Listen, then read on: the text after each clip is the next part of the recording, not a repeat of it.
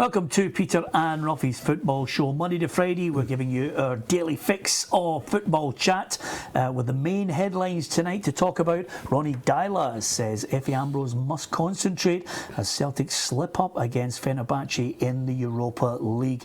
In other news, Robbie Nielsen says he won't stop criticising referees despite a 2-game suspended ban. Alan Archibald admits he's feeling the heat at Partick Thistle. And Scottish football is mourning the passing of a Motherwell legend, Joe Peter Martin, and as ever, we have a legend in the boot room. The Boot Room, sponsored by Third Dimension Framing.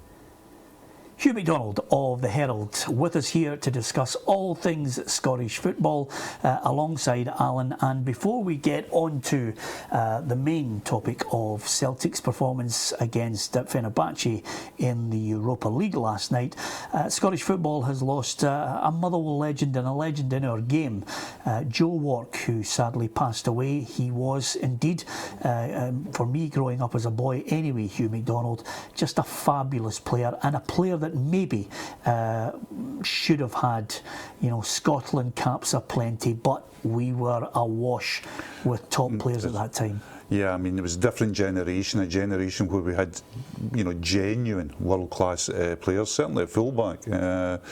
But Joe was a fine fullback. He was, people will talk about him being, very physical and strong, which he had to be in that era. But he's also very progressive, very aggressive going forward as well. I was a smashing player. Yeah, as a young boy, Ruffy, I looked at Joe Wark, and I think the best compliment I could possibly pay him is the fact that, when you think about a team, the manager must have automatically looked at the paper and thought, right, okay, Joe Wark first, and then I'll put the supporting cast there. Yeah, he's one of these players, that's what it was like. He was a fantastic club player. I think it was 650 odd games, absolutely superb. You've touched on it as well. Sandy Jardine, Danny McGrain, the two fullbacks in the Scotland team. Joe would have got caps, there's no doubt about that. And he was a tremendous guy, and very unconsuming off the park as well. Really nice guy, time for everybody. He always liked a wee chat, if you hadn't seen him for long. But no, they sadly missed, and a wonderful fullback.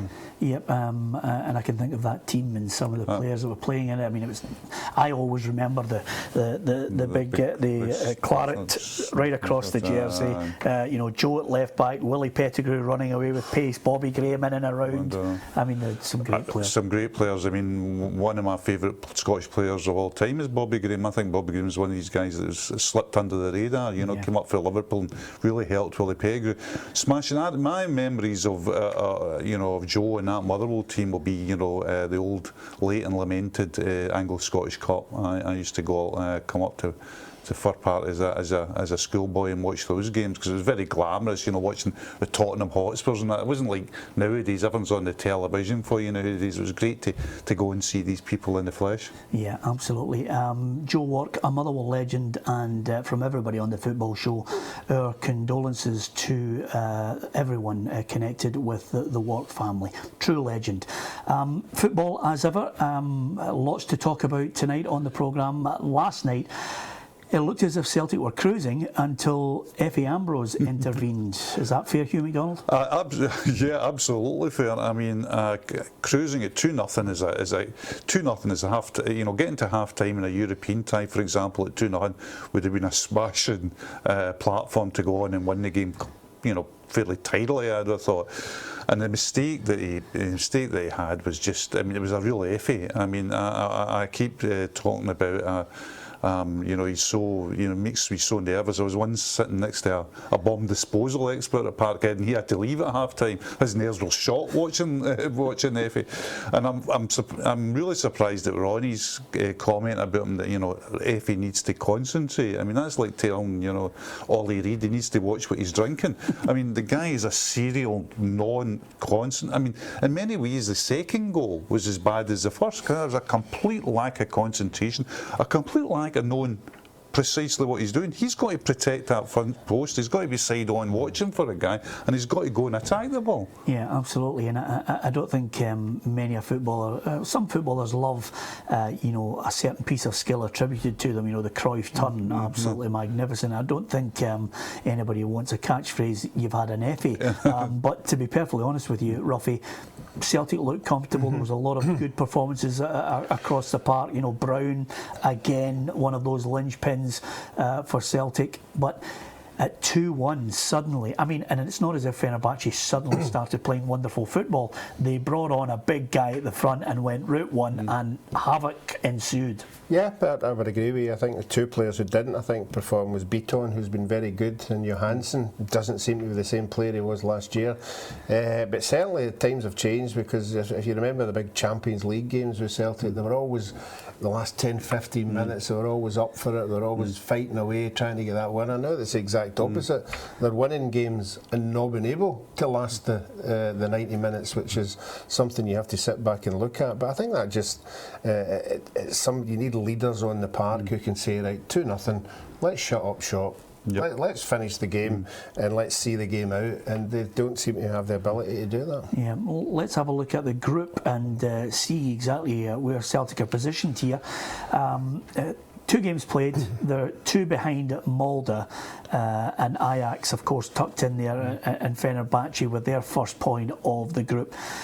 Nothing is decided, Hugh, but it could have been a healthier look in that the group had Celtic again dispatched Ajax. They were in a position there of strength, and this one as well. It's not impossible to suggest that they could have had 6 points. It's not beyond the bounds of reasonableness that with leading in Amsterdam, you lose a poor set piece goal, and then leading 2-0 at Celtic Park, you settle for a point. They're actually in not bad shape in that group at the moment. I just think that this sort of nagging inability to see games out is going to cost them, because you can't. Everybody seems to be thinking that Molde is almost a gimme, and then you look at the table and say, well, wait a minute, they beat Fenerbahce away from home. They got a good point yesterday with Ajax. So how, the top of the group, so how come there's some kind of gimme? Yeah, I wouldn't actually get to a situation where I would entertain anybody saying, well, the group's wide open if Celtic do this, if that, because quite simply Celtic can't do the basics at the moment. They can't defend, I actually sense from Celtic fans in the stadium sheer panic when there's a set piece. Yeah, and quite rightly so. I think if you look at the goals that they've lost, particularly in Europe, it's all been from a set piece or a mistake, something that could be prevented. And when you get that kind of scenario, even though you're winning a game, in the last 10 minutes you're in tenterhooks, because you know anything can happen, because you've seen it with your own eyes, and it's something they really have to work on, and certainly going away the next game is very important. I think as well, everybody's sort of focusing on this zonal marking doesn't work and all that. Zonal marking does work. That's why a lot of the teams in Europe use it. It doesn't work if you just the hand in a zone. You've got to attack the ball. Yeah. The highlights reel from this is like, don't watch alone. It's not just in Europe. They lost to their biggest rivals, a 10-man team, the biggest rivals in the league, because nobody would go and head a ball, and the ball drifted straight into the net. And of course, this morning Pierre van Hooijdonk was saying Celtic would have a chance to win the Champions League if they were in a British league.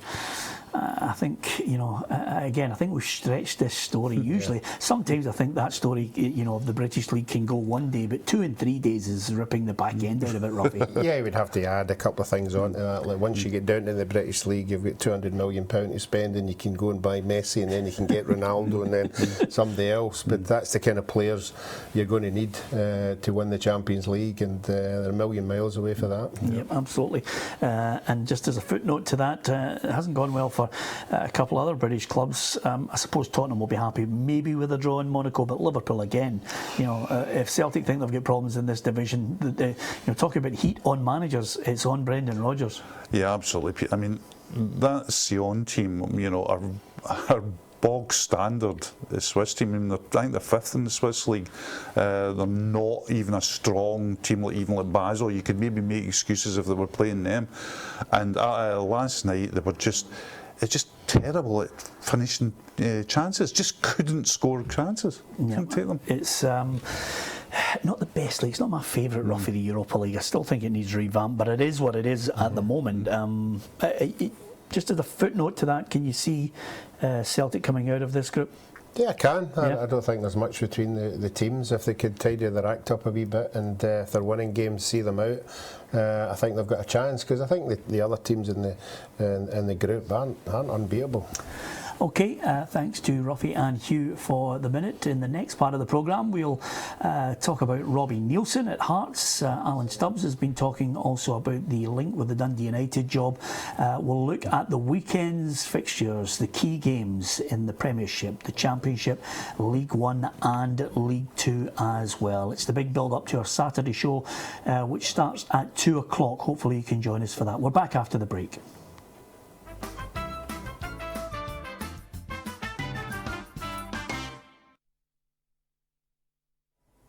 Hi, I'm Chris Sutton. To win this beautiful signed shirt from me, which club did Celtic sign me from?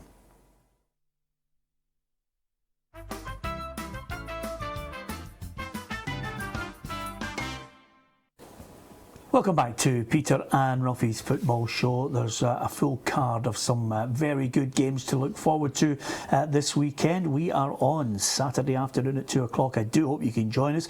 Alan Ruff is with me, Peter Martin, here in the studio, and we have a writing legend in the book room. The Boot Room, sponsored by Third Dimension Framing. Just a certain gravitas when you mention Ruffy Hugh MacDonald's name. You know, he's served his time. He's seen some great games, a lot more than we've seen. And listen, he's seen some great football games, some great tennis games. He's done a lot. Yeah, certainly has. The experience is there for everybody to see. And, You said served his time. I thought he took the time off for good behaviour. Exactly. And I love the way you were struggling to pay a tribute to him.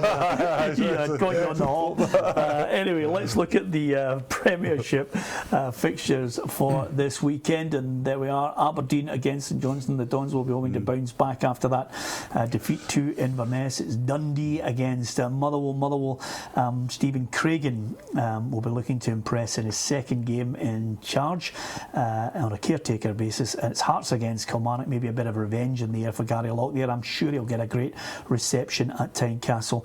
Partick Thistle, Dundee United. Ross County against Inverness. And of course, with Celtic on Europa League duty, their game is on a Sunday at New Douglas Park. So I think, again, suddenly, we've got two vacant posts for the manager, and your team, Partick Thistle, Ruffy. Alan Archibald has admitted that, you know, he's starting to feel the heat as well. yeah, that's why I'm really hoping there's a Partick Thistle win tomorrow. I don't want to see another manager leaving.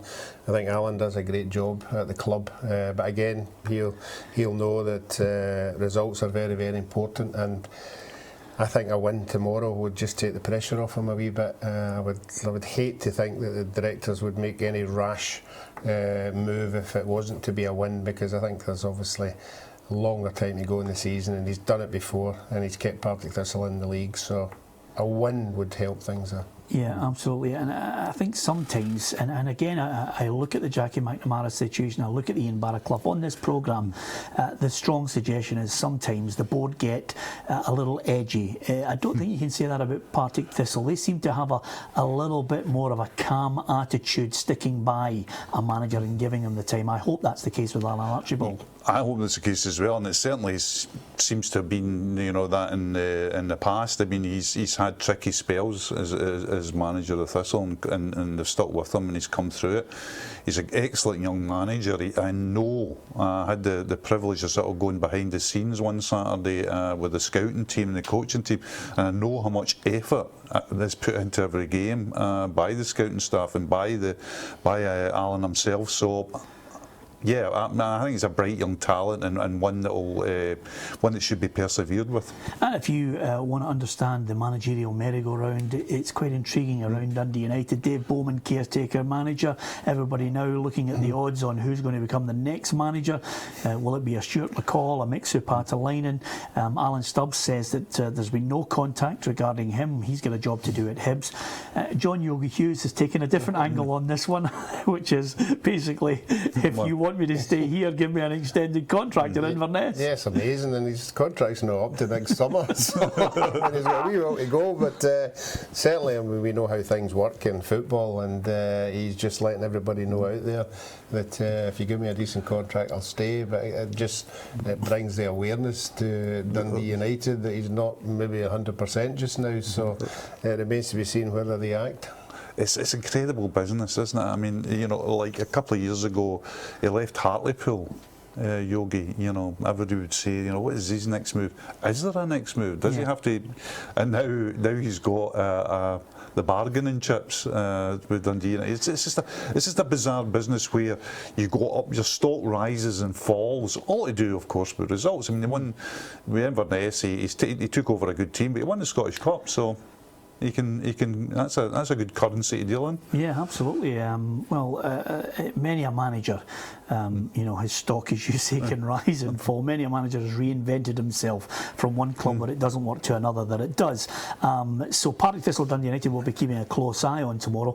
I would imagine. I think Gary Locke will get a good reception at Tynecastle tomorrow, Hugh. Oh yeah, I have no doubts about that. But that is another great situation about stocks rising and falling, because when Gary Locke left, there was almost rebellion on some Hearts supporters. They saw, you know, what a way to treat a legend. And of course, in interviewing period, I think just about every decision that Anne Budge and Craig Levine, of course, has taken has proved to be a very successful situation. I mean, I think Hearts fans will be really pleased about where they are now as to where they were when Gary Locke left. There'll be no problem with Gary Locke getting a good reception, so he should. A good servant of the club. Yeah, absolutely. Loved by the Hearts fans. Here's a look at the table in the Premiership, and Gary Locke will, I'm sure, like to see Kilmarnock get all 3 points or even a point tomorrow. They want to move as far away from Dundee United and Partick Thistle as they possibly can.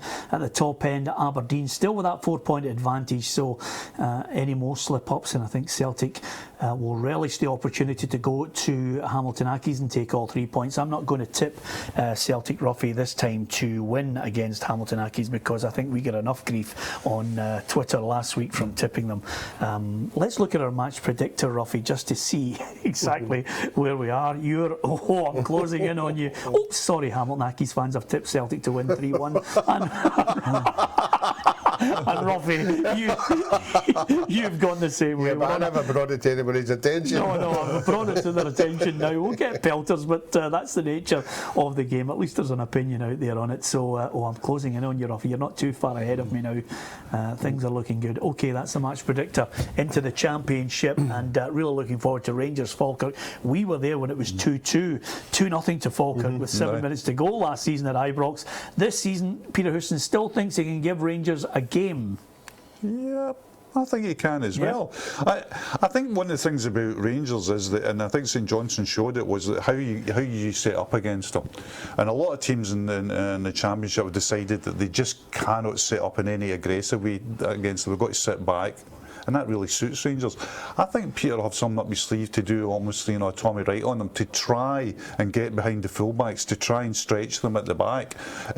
You still got to expect Rangers to win, but I think there might be a bit of intrigue about this game tomorrow. Yeah, absolutely. I think it's going to be a cracker. Of course, Rangers, there's so many players that have to sit on the sidelines, you know, desperate to play, desperate to try and get into the team. And I think Nicky Clark was talking about that very point to the assembled members of the media. You want to impress and train every day, and you need to do that. So yeah, I'll keep working away hard, and as I say, hopefully I'll get a chance in the game and make sure I take it. No, it'll be tough. As I say, so it's great to have that.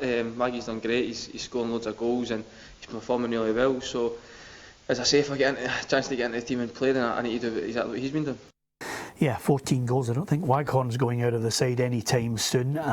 So how do you see that one going, Ruffy? Yeah, like Hugh, I think Rangers will just edge it. I don't think we'll be looking at our usual 4 or 5-0 at Ibrox as the Rangers have been doing this season. I think Peter will go there with some kind of plan, and I can't see them getting a draw. I just can't. I can see only a Rangers win. Okay, here's the fixtures for the Championship, and one other game that's screaming out at me, Ruffy. Palmerston Park, Queen of the South against Hibernian, quite simply because you know, they've slipped up up against St Mirren. Hibs, I think, you know, if they let Rangers get that momentum again, get into a stride and they're not winning games, it's going to be tough to catch them. It's going to be tough. You know, some people are thinking, you know, Hibs are automatically going to be in the playoffs.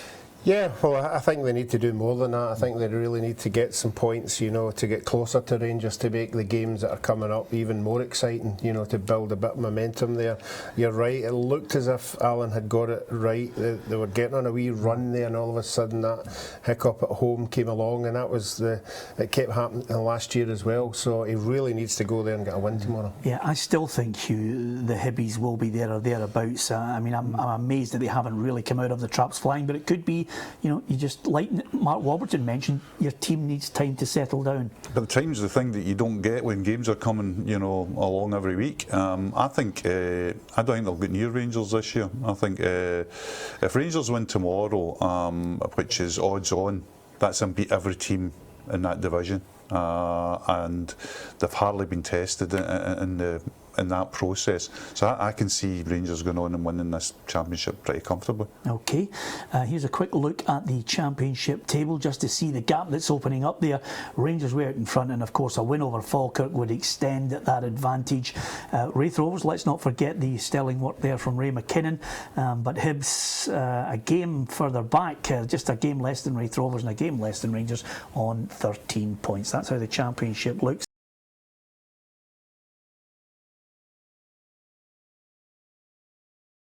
Let's not forget also, we'll keep our eye on all the events down south in the Barclays Premier League and elsewhere.